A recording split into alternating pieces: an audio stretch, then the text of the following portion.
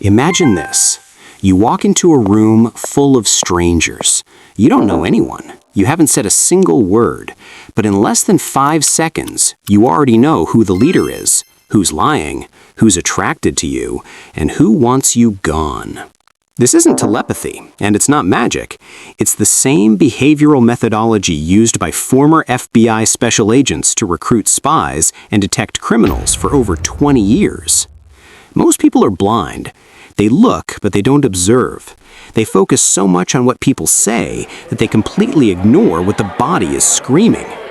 Today I'm going to teach you how to see the invisible.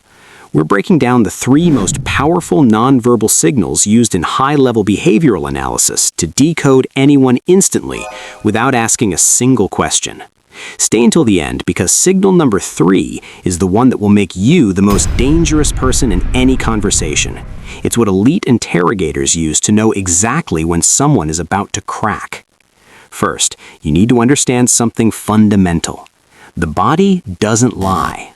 The mouth does.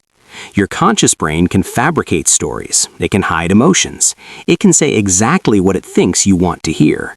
But your body is controlled by your primitive brain, the limbic system. And the limbic system doesn't know how to lie. It only knows how to react. When someone feels fear, their body freezes. When they feel attraction, they lean forward. When they feel rejection, they create distance.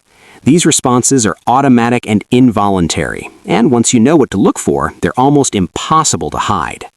There are 3 categories you need to master: intention, discomfort, and comfort. Let's break them down. Signal number 1. The feet never lie. Intention signals. Here's what most people never notice. When you talk to someone, you instinctively look at their face, their eyes, their expressions. But the most honest part of the human body is the part no one watches, the feet. Evolutionarily, your feet are your escape mechanism. When our ancestors spotted danger, their feet moved before their conscious mind fully processed the threat. That programming never disappeared. Here's the hack. When you're talking to someone, casually glance down for a second. Notice where their feet are pointing. If their feet are pointed towards you, they're engaged, they're interested, they want to be there. If their feet are pointed toward the exit, another person, or anywhere that isn't you, their primitive brain has already decided. They want to leave. They might be smiling, they might be nodding, but their feet already voted, and the feet always win. In group settings, this becomes even more powerful. Notice where most people's feet are pointing. The person receiving the most foot attention is the real leader of the group. Not necessarily the loudest one, but the one with the strongest subconscious influence. How do you use this? If you notice someone's feet turning away, don't try to trap them with more words. End the conversation first. Say something like, "I won't keep you longer," and walk away. 2 things happen. First, you demonstrate high social intelligence. Second, you flip the dynamic. Instead of chasing, you're the one leaving, and that instantly raises your perceived value.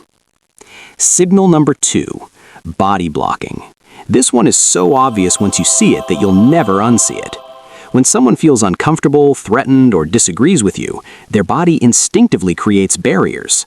They might cross their arms, place a laptop or coffee cup between you, turn their torso slightly away, touch their neck, rub their arm, cover their mouth.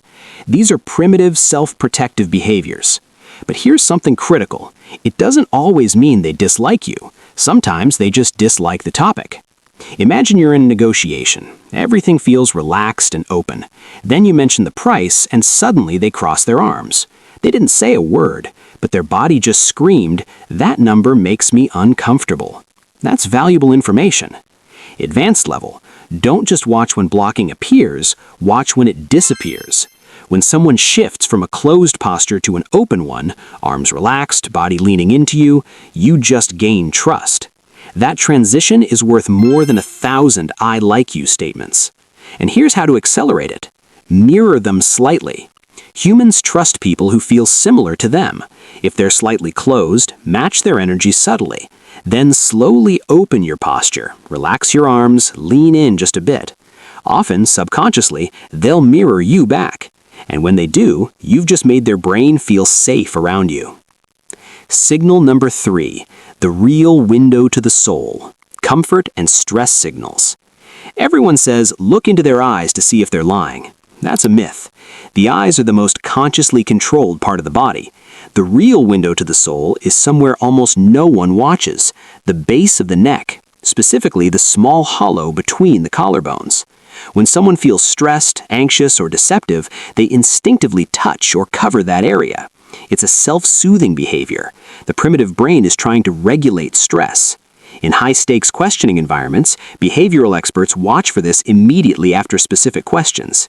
If someone touches their neck right after a particular question, you've likely hit something sensitive. You can use this anywhere. In a job interview, you ask about company culture. The interviewer touches their neck before responding, "We're very collaborative." That gesture may signal discomfort or withheld information. Now here's the most powerful hack of all. Control your own signals. When you feel the urge to cross your arms, touch your neck, or angle your feet away, resist it. Keep your body open. Keep your hands visible. Stay relaxed. Because while you're reading others, they're reading you too. And if you control your signals, you become much harder to read, like a professional poker player. The 3-step protocol to read any room. Step 1. Initial scan. Walk in, don't talk, observe. Who looks the most relaxed? Where are the group's feet pointing? Step 2. Establish the baseline. Before interacting, observe how people behave naturally. You can't detect deception unless you know what normal looks like for them. Step 3. Look for clusters. Never rely on a single signal. If someone crosses their arms, turns their feet away, and touches their neck, that's a cluster. The more signals pointing in the same direction, the more reliable your read. Final warning. With great power comes responsibility. Once you learn to read people, you'll start seeing things you wish you didn't. You'll hear their words, but you'll see their intentions. You'll know when someone wants to leave. You'll know when they're uncomfortable. You'll know when something doesn't add up. It can be uncomfortable, but it gives you an edge 99% of people don't have. You stop living in illusion and start living in reality. Remember, words can lie, the body rarely does. If this video made you think, subscribe to the channel so you don't miss more content like this.